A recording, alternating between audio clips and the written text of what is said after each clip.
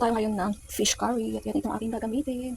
Yung sauce, ating dagdagan natin ng egg taupo. Ayan yung ating sibuyas, bawang at luya, talong. Ayan yung repolyo.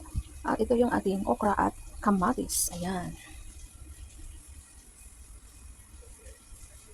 Ito ko muna yung ating egg taupo.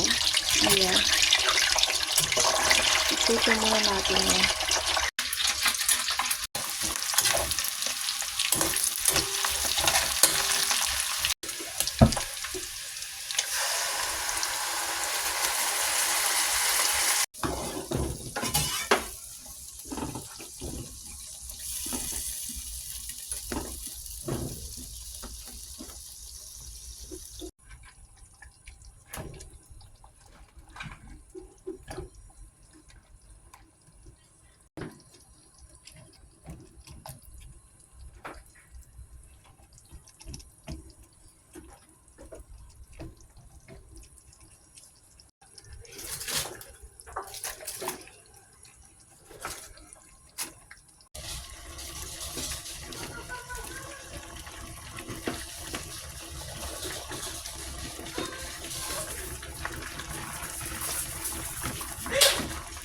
chocha.